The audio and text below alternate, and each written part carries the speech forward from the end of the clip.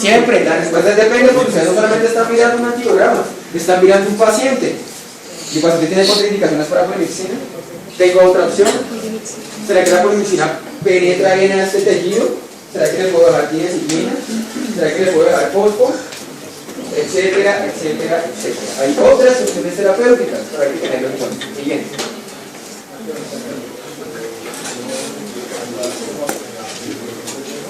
No, se le pide test de Hodge para determinar si es una tipo A, es decir, una KPC, una carbapenemasa tipo A, ¿cierto? Se le pide test de Hodge para confirmar que sí sea una resistencia por carbapenemasa tipo A. Se le puede pedir test de SDA para determinar si es una resistencia tipo B o una metaloidal. Siguiente. Entonces, miren acá, tenemos una bacteria gram negativa. Tenemos una bacteria gram negativa, muy bien. ¿Qué es lo que primero tenemos que hacer? Semáforos de tercera. Sensible, si es sensible ya sabemos que no es una blea. Luego miramos los inhibidores de beta-lactamasa, es decir, tazobactam, sulbactam y ácido clavulano. Si son sensibles a los inhibidores, pues miro ampicilina. Si es ampicilina resistente, pues es una penicilinasa. Si son resistentes a los inhibidores, miro cefalosporinas de primera generación. Si son resistentes es una blea, si no son una IRT, es decir, resistencia a inhibidores. Si son resistentes, pues miro cefalosporinas de cuarta y miro la cefoxitina. Si es resistente es una AMC. ¿Listo? Entonces, vamos a la práctica. ¿Qué es esto? Una E. coli. Ubican esto porque pues los antibiogramas les dicen esto, pues ustedes les sale un antibiograma, pues ya saben que es una blea. Los antibiogramas automatizados ya se atrapan. Les muestra E. coli, lee. Pero pues, si no tenemos eso, hagamos el ejercicio. ¿Qué es lo primero que miramos? De tercera generación. Ceftriaxona, resistente. Ceftazidima, resistente. Astronam, resistente. Listo. Segundo paso para identificar una blea. Muy bien, ¿cómo está? ¿Sensible? ¿Cumple criterio? Sí. Tercer paso. Ceftriaxona clavulanato, menor a 0,025. ¿Sensible? Sí. Cuarto paso. ¿Sensibilidad a los carbapenémicos? ¿Meropenen? ¿Es una blea? Sí. ¿Listo? Ya aprendieron a interpretar el antibiograma en blea. Siguiente. Oh, sorpresa. AMC. ¿Es multiresistente? Ustedes responden, obviamente no, profe, pues porque no tiene resistencia contra los antibióticos que tienen actividad contra pseudomonas. Ese es un motivo de error muy frecuente. Un antibiograma con pseudomonas y con los antibióticos, ¿cómo decir? No, es una pseudomona multiresistente. No. Ahora, el mismo ejercicio, pero tiene resistencia a mica, cipro y cefoperazona. ¿Será multiresistente? Claro, porque todos esos tres tienen actividad contra pseudomonas. El mismo ejercicio tiene resistencia cefepime, meropenen, imipenen, dori, astronam. ¿Es una pseudomonas multiresistente o pan-resistente? Muy bien, así se interpreta el antibiograma de una pseudomonas. Ahora, ustedes me dicen, bueno doctor, y si hay tantas opciones terapéuticas, ¿yo qué le doy? ¿Cierto? La respuesta es, depende del contexto del paciente, de las contraindicaciones, del sitio de infección, pero a grandes rasgos, uno comienza con cefepime y piftazo. ¿Cierto? ¿Sí, bro? No. Siguiente. Listo, pseudomonas aeruginosas. ¿Cómo es el patrón de resistencia de esas pseudomonas? ¿Estos son los antibióticos antipseudomonas? Sí, ventamicina no, ¿cierto? Amica sensible, astronam sensible, cefepime sensible, cipro sensible, levo sensible, meropenen sensible, piftazo sensible. Unas pseudomonas de patrón usual, exacto, unas pseudomonas de patrón usual. ¿Qué le voy a dar? Depende del sitio de infección, de la condición clínica del paciente, cefepime o piftazo. Siguiente. ¿Tienen dudas con pseudomonas? ¿No? ¿Se han escuchado de esta bacteria? No, que el Acinetobacter, que eso es, mejor dicho, que eso es horrible, que tener eso.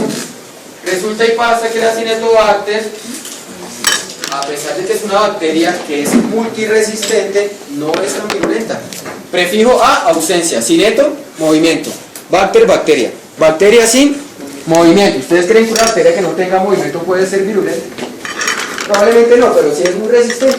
Y existen 5 antibióticos que tienen actividad contra la Acinetobacter. Amica, el sulbactam, llámese ampicilina sulbactam o cefoperazona sulbactam, meropenem, imipenem y trideciclina. Entonces, al igual que en Pseudomonas, miren acá ese muñequito que tiene este librito de resistencia, dice que el Acinetobacter es sensible a estos antibióticos: amica, sulbactam, mero, imi y trideciclina. Si yo tengo un antibiótico, un Acinetobacter, ¿qué voy a mirar? ¿Me importan los otros antibióticos? No. Siguiente. Oh, sorpresa. Un Acinetobacter, amica, sulbactam, cefepime, ¿no? Cefepime, cipro, genta, meropenem, ¿listo? Y trideciclina. Siguiente. Y ya para finalizar, esta Neutrophimonas maltophilia. Esta Neutrophimonas maltophilia es la más sencilla, lo más simple. Solamente tengo que mirar la resistencia a trimetropin sulfa y a levofloxacin. No me interesa el resto. Las Neutrophimonas maltophilia es intrínsecamente resistente a los carbapenémicos. Entonces ese paciente que lleva 10 días con meropenem y no mejora, ¿cierto? O el Neutrophimonas maltophilia, ¿qué le tengo que mirar? Trimetropin y levofloxacin. Siguiente. Si es sensible, pues le doy trimetropin. Si mi paciente es alérgico al trimetropin, pues le doy levofloxacin. ¿Listo? Siguiente. Ya para finalizar la charla, vamos a hablar de los ejercicios de interpretación y las conclusiones. Entonces, ¿quién se atreve a leer ese antibiograma? Vamos, muchachos. A ver si les quedó claro los conceptos. Primer punto: identificación correcta de la bacteria. ¿Qué es? Epidermis. ¿El epidermis es coagulasa positivo o negativo? Negativo. ¿Qué es lo primero que le veo a los coagulasa negativo? Banco. ¿Dónde está banco? Sensible. ¿Cuál es el tratamiento? Muy bien. Siguiente. Listo. Siguiente. Muy bien. ¿Qué es esto? Neumococo. ¿Cuál es la primera pregunta que me tengo que hacer en neumococo? ¿De dónde viene? ¿Viene del sistema nervioso central o no? En este contexto es punto. ¿Cuál es el punto de corte? 2. ¿Cómo está la penicilina? 0,6. ¿Cuál es el manejo? Listo. Siguiente. ¿Qué es esto? Fecium. ¿El fecium es intrínsecamente resistente a qué? Ampicilina. ¿Qué es lo que veo en el fecium? Sensible. ¿Cuál es el manejo? En ese contexto. Muy bien. Bien. Oh, sorpresa. Neutrophimonas maltophilia. ¿Y lo que tengo que ver? Trimetropin. ¿Dónde está el trimetropin? ¿Cuál es el manejo? Uy, doctor, es que yo sufro de Steven Johnson con trimetropin. Muy bien, muy bien. ¿Qué es eso? Una Klebsiella.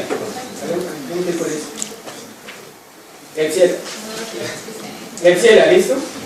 Entonces, vamos a ver si es una B o no es una B, ¿cierto? ¿Cómo está la resistencia a cefalosporinas de tercera generación? Ceftriaxona, sensible.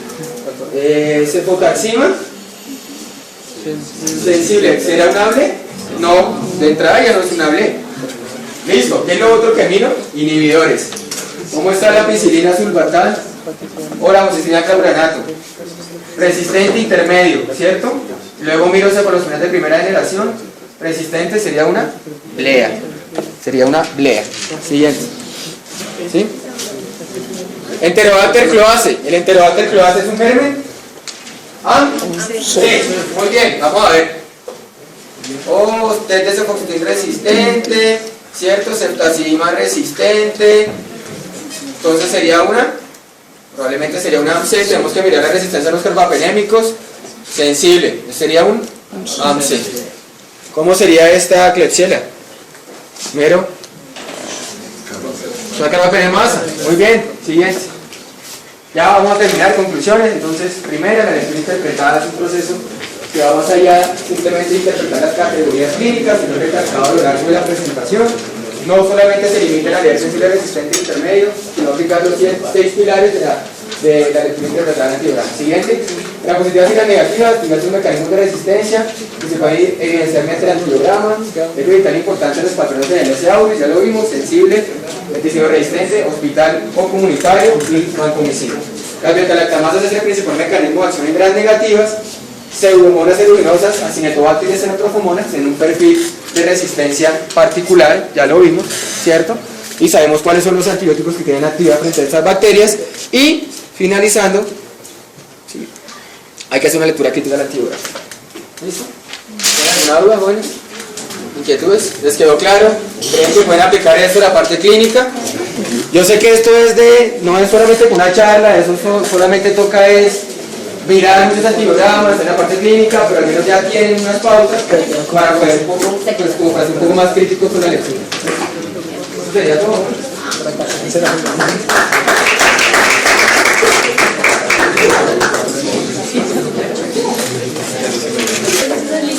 Soy residente de primer año de farmacología clínica acá de la universidad. Estamos a menos de 48 horas de pasar a segundo año. Pues es algo muy bueno, la verdad. Tenemos hoy la presencia de cierta gente, ciertas personas de medicina familiar y de los internistas. Está concurrido esto, pues. Esta parte son aspectos clave, básicos, para poder formular antimicrobianos. Y eso también se puede aplicar a cualquier medicamento, como tal son consejos que uno debería tener a la hora de formular cualquier medicamento. Entonces, en primera instancia, pues el contenido de la charla, vamos a hablar de distintas cosas. Primero, pues, hablar de las características de farmacocinética de los niños, de la población pediátrica. Entonces, aquí vamos a hablar de la famosa acné. Ustedes ya vieron en sexto, séptimo semestre. Unas premisas del uso seguro de antimicrobianos, el uso racional de antimicrobianos, algunas recomendaciones generales y unas consideraciones para ciertos grupos de antibióticos y finalmente pues unas conclusiones. Tranquilos, no se vayan a preocupar por copiar. Estas charlas pues igual se las dejamos nosotros, no hay ningún problema, relájense.